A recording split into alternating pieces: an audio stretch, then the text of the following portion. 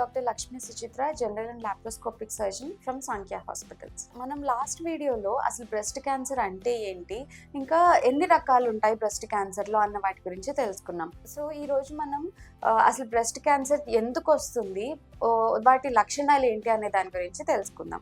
So breast cancer అసలు ఎందుకు వస్తుంది, ఎవరిలో వస్తుంది అన్నది చాలా పెద్ద క్వశ్చన్ అనమాట. సో ఈ బ్రెస్ట్ క్యాన్సర్ అనేది ఎవరిలో వస్తుంది, వీళ్ళల్లోనే వస్తుందా, వీళ్ళల్లో రాదా, ఈ కారణం చేత వస్తుంది, ఈ కారణం చేత రాదు అన్నది స్పెసిఫిక్గా అలాంటివి ఏమీ లేవు. సో బ్రెస్ట్ క్యాన్సర్ అనేది ఎవరిలో అన్నా రావచ్చు, ఏ కారణం చేతన్నా రావచ్చు అనమాట.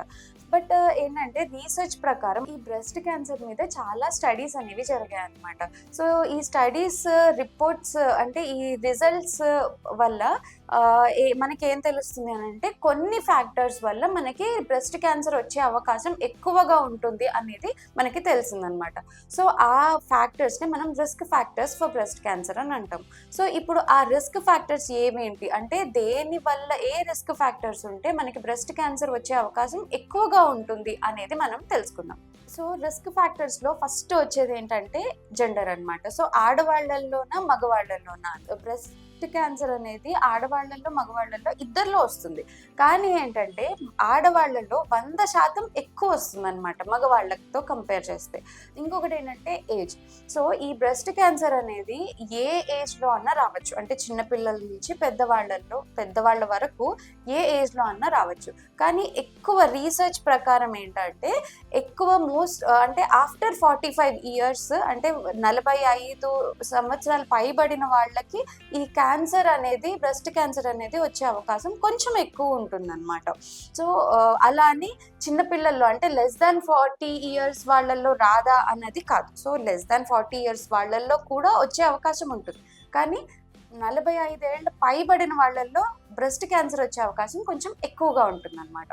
తర్వాత ఇంపార్టెంట్ రిస్క్ ఫ్యాక్టర్ ఏంటంటే జెనెటిక్ అనమాట. సో జెనెటిక్ అంటే నేను లాస్ట్ వీడియోలో చెప్పినట్టు మనకి కొన్ని జీన్ మ్యూటేషన్స్ అని ఉంటాయన్నమాట. సో ఈ జీన్స్ కనుక మనకి మ్యూటేషన్ అయితే బ్రెస్ట్ క్యాన్సర్ వచ్చే అవకాశం ఎక్కువగా ఉంటుందన్నమాట. సో ఇదేంటి అని అంటే BRCA1, BRCA1, BRCA2 ఈ రెండు జీన్స్, ఒకవేళ ఈ రెండు జీన్స్లో మ్యూటేషన్ ఉన్నట్లయితే 100% బ్రెస్ట్ క్యాన్సర్ వచ్చే అవకాశం ఉంటుందన్నమాట. ఇంకొకటి ఏంటంటే ఫ్యామిలీ. సో ఫ్యామిలీ హిస్టరీ అనమాట. అంటే ఏంటంటే ఇప్పుడు వంశపారపర్యంగా వచ్చే క్యాన్సర్ అనమాట ఇది. అంటే ఏంటంటే ఇప్పుడు ఒక పేషెంట్ ఉన్నారు, సో వాళ్ళ మదర్కి కానీ అంటే వాళ్ళ లేదా గ్రాండ్ మదర్స్కి కానీ ఒకవేళ బ్రెస్ట్ క్యాన్సర్ హిస్టరీ కనుక ఉన్నట్లయితే, అంటే మదర్కి కానీ గ్రాండ్ మదర్స్కి కానీ లేదా సిస్టర్స్కి కానీ అలాగా క్లోజ్ రిలేషన్లో ఎవరికన్నా బ్రెస్ట్ క్యాన్సర్ ఉన్నట్లయితే ఆ నెక్స్ట్ జనరేషన్ వాళ్ళకు కూడా బ్రెస్ట్ క్యాన్సర్ వచ్చే అవకాశం కొంచెం ఎక్కువగా ఉంటుందన్నమాట. సో అందుకే ఇలాంటి ఒకవేళ ఫ్యామిలీ హిస్టరీ ఉన్నట్లయితే ఏం చేస్తామంటే జెనెటిక్ టెస్టింగ్ అనేది చేస్తామన్నమాట. అంటే నేను ఇందాక చెప్పినట్టు BRCA1, BRCA2 జీన్స్ అనేవి మనం టెస్ట్ అంటే ఆ జీన్స్లో మ్యూటేషన్ ఉందా లేదా అనేది మనం టెస్ట్ చేయించుకోవడం జరుగుతుంది.